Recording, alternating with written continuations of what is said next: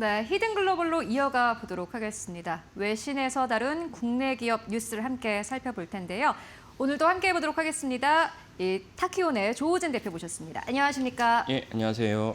네, 오늘 첫 번째 소식은 보니까 로이터 통신에서 가지고 오셨더라고요. 예. 어떠한 기업을 다뤘습니까? 예, 지금 삼성전자 노조가 이제 그 전무후무하게 파업을 하려고 그러는데 파업을 진행해서 이제 목요일 날 실제로 해당 공장에 뭐 정식 파업은 아니고 일부 야근만 지금 안 하는 상황에서 그 파운드리랑 반도체 칩의 어떤 매출과 생산이 줄었다라고 로이터가 보도를 했습니다.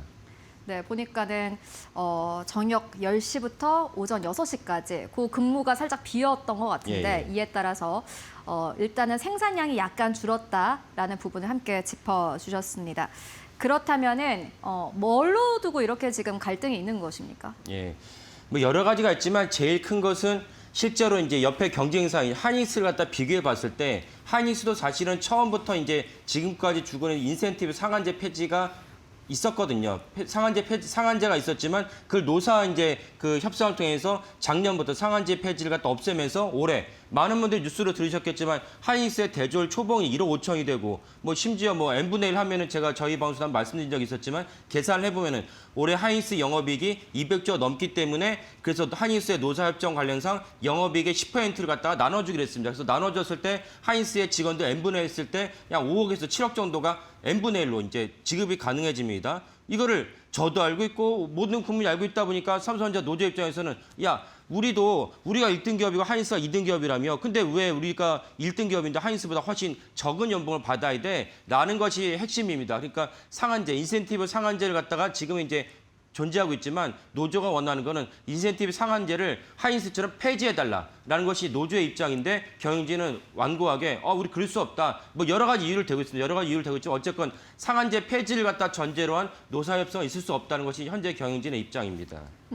상한선 이제 폐지를 두고 좀 갈등이 있다 이렇게 말씀해 주셨습니다. 여기서 약간 좀 짚고 넘어가야 될 텐데 이 상한선이라는 게 결국에는 뭐 예를 들어서 인센티브를 100만 원을 받기로 했다 하면은 그 100만 원이 상한선이다라면은 100만 원 이상을 못 받는 겁니까? 그렇죠. 그러니까 구체적으로 말씀드리면 지금까지는 이제 삼성전자는 어떻게 했냐면은 기본급이 있으면 기본급의 500%까지 500% 이상 못 준다, 300% 이상 못 준다라고 이제 그게 상한선입니다. 그러니까 아무리 삼성전자가 뭐 300조, 1000조 원의 영업이익을 거둘지라도 뭐 요즘은 뭐 젊은 세대들 같은 경우는 본인들이 자기 회사의 재무제표를 다 보더라고요. 재무제표 보다 보니까 언론에서 많은 걸 말고 더 많은 걸 볼 수 있습니다. 거기다가 자기가 근무하고 있는 내부 정보를 갖다 결합해보면 훨씬 어떤 회계사보다 더 정확하게 회사 정보를 파악할 수 있기 때문에 그런 것들을 바탕으로 했을 때 아니 우리 회사가 이 정도로 천문학적 영업이익을 냈는데 왜 예전만큼 10년 전, 20년만큼 동일한 어떤 수당의 체계에 따라서 우리가 7천만 원이면은 생한제에 따라서 1억 2천만 원을 받아야 되냐? 여기 불만이다 이거죠. 그리고 아까도 말씀드렸다시피 바로 옆에 있는 하이닉스랑 비교해봤더니 같은 연차의 직원은 하이닉스의 직원은 5억, 6억을 받는데 왜 1등 기업 삼성전자는 1억 2천을 받아야 되냐? 이게 가장 강력한 이제 그 논쟁점입니다. 이 때문에 사실은 파업을 갖다가 지금 초입기에 들어왔다라고 볼 수가 있겠습니다. 네, 대표님 화나신 거 아니죠? 아니, 화난 건 아니죠. 네, 그렇다면 사업부별로 또 주장하는 게 좀 다른가요? 예, 그러니까 거기에 대해서 이제 뭔가 좀 이렇게 오해가 있었습니다. 어떤 오해가 있었냐면 삼성전자가 결국 천문학적 영업이익을 갖다가 이끌고 있는 사업부는 이제 DS 사업부, 이제 반도체 사업부죠. 반도체 포함된 DS 사업부인데 예를 들면 휴대폰이라든지 가전이라든지 이런 DS 사업부 같은 경우는 당연히 천문학적 영업이익을 이끄는 어떤 그런 주도 부서가 아니니까 DS 사업부와 DX 사업부 사이에서 갈등이 있다라는 어떤 전망이 있었습니다. 근데 실제로 삼성전자 노조는 아니 DS 사업부와 DX 사업부에 갈등은 없다. 상한제 폐지를 DS건 DX와 동일하게 요구하는데 거기에 갈등이 무엇이 있느냐라는 것이 삼성전자 노조의 입장인 거고 경영진은 아까 말씀드린 대로 아니 DS건 DX건 그것과 다 물어나고 어쨌건 상한제량을 존속해야 된다. 그 경영진의 어떤 감정적인 어떤 취재로 봤을 때 어떤 입장이냐면은 우리가 상한제를 갖다가 존속시켜야지 상한제를 폐지했을 때 삼성전자 가지는 삼성그룹 전체 위상이 있지 않습니까? 이것이 단지 삼성전자만의 어떤 노조 협상, 임금 협상의 문제가 아니고 삼성그룹 전체로 확산될 수 있다. 그래서 저희 코너에서 한번 말씀드린 적이 있지만 지금 또 어디서 이제 치열하게 좀 이렇게 임금 협상과 그다음에 노조 파업에 대해서 문제가 되고 있느냐? 삼성 바이오로스가 또 문제가 되고 있습니다. 삼성 바이오로스가 작년에 전대미문의 한국제약업계에 전대미문의 영업이익을 갖다 이끌었기 때문에 그리고 아까 말씀드렸다시피 모든 직원들이 다 알고 있어요. 그러면 이제 삼바 노조 입장에서는 야 옛날처럼 똑같은 걸 줄 수는 없잖아. 그래서 이제 그 때문에 또 이제 그 노조 협상을 하고 있는데 삼성 노조가 상한제 폐지를 해버린다면은 다른 삼성그룹 계열사로도 일어날 수 있기 때문에 이 점을 아마 삼성 경영진이 좀 문제를 삼고 있지 않을까, 우려하고 있지 않을까라고 이제 전망을 하고 있습니다. 네, 일단 노조 측에서는 인센티브 상한선을 폐지해라라고 주장을 하고 있고 경영진의 또 입장도 굉장히 궁금한데요. 예, 경영진은 이제 폐지가 할 수 없다라는 입장이고, 하지만 노조 입장에서는 이제 그 폐지를 한다로 얘기하는 강력한 근거가 무엇이냐? 삼성전자 과장급의 기본급이 7,600만 원이다. 그럼 여기에다가 현재 그 임금 체결한 다음에 최대 50%까지 더 받았습니다. 그러니까 삼성전자가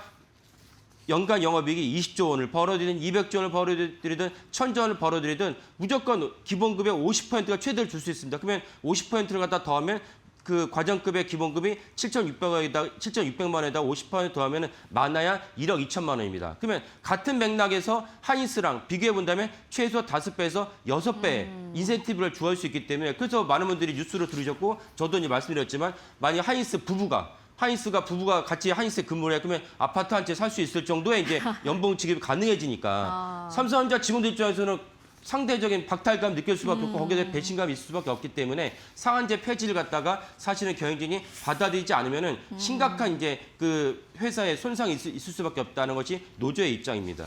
네, 그렇다면은 이제 중요한 게 인재가 그러면 이제 좀 마음이 상해서 좀 다른 데로 이직을 하거나 이러한 마음이 더 이전보다는 커질 것 같다라는 생각이 드는데 어떻게 보세요? 그렇죠. 그게 가장 강력한 문제점이 되겠죠.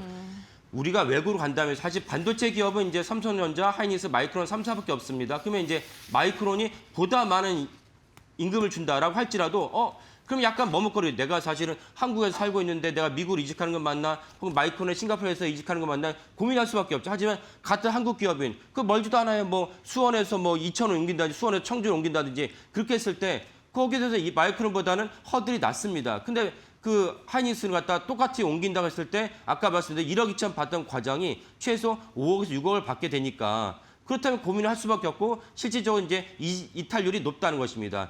전체가 다 이탈한지 모르겠지만 적어도 작년에 삼성전자의 이직률이 무려 10%에 달합니다. 최고의 기업이고 세계적인 기업에서 이직률이 10%라는 거 저도 충격적인 수치라고 여기는데, 이 10%의 상당한 원인이 삼성전자 노조는 뭐라고 설명하냐면 우리가 너무 낮은 그 보상체계 때문에 하이닉스나 마이크로 넘어간다. 그건 비일비재한 사실이거든요. 그러니까 이 보상체계를 바꾸지 않으면 단지 노조가 얼마나 많은 임금을 얻으려는 것에서 그치는 것이 아니라 삼성전자 자체의 경쟁력을 위해서도 임금체계를 바꿔야 되는 것이 노조의 입장입니다. 삼성전자 경영진이 새겨들어야 대목이 아닐까 싶습니다. 그러면 시장의 입장은 무엇입니까? 예. 그래서 이런 것들 다 어렸을 때 시장 입장은 무엇이냐, 전문가들의 분석은 무엇이냐, 결국 삼성전자가 너무나도 임금 체계가 구태연하다. 왜 구태연하냐? 애플이나 엔비디아를 비교했을 때 애플이나 엔비디아는 특정 부서 단위로 내가 임금을 얼마나 놀려줄까 이렇게 협상하지 않는다는 것입니다. 그럼 어떻게 협상하느냐? 개인별로 협상을 해서 당신이 올해 어느 정도 연봉을 받았고 내년에 어떤 것을 당신이 성과를 만든다면 우리가 거기에 따라서 얼마만큼 성과에 대한 보상적으로 임금을 주겠어라고 개인별로 다루기 때문에 사실 이렇게 단체적으로 이제 임금 협상을 하고 파업을 하고 이런지는 않다는 것입니다. 또 하나 중요한 것이 무엇이냐? 현금뿐만 아니라 사실 엔비디아나 애플이 중요하게 여기는 보상책이 무엇이냐? 주식이란 것입니다. 그러니까 주식을 줬을 때 내가 열심히 일하면은 우리 회사 주가 올라가게 되니까, 주가 올라갔을 때 더 상당한 보상책이 이루어지니까 주식 보상을 갖다 주는 것이 더 타당한데, 삼성전자는 아직까지는 현금을 갖다 줄 것이야 말 것이냐 하고 씨름하고 있는데 이건 되게 구태연한 임금 체계라는 것입니다. 그리고 결국은 삼성전자가 사실은 경영진이 노조랑 갖다 협상했을 때 현금도 현금이지만 주식을 갖다 기반해서 주어진다면 삼성전자 직원들 입장에서도 이직률도 낮아지고 또 보다 더 열심히 일하려고 하는 근무 동기도 부여되지 않을까라고 생각을 합니다.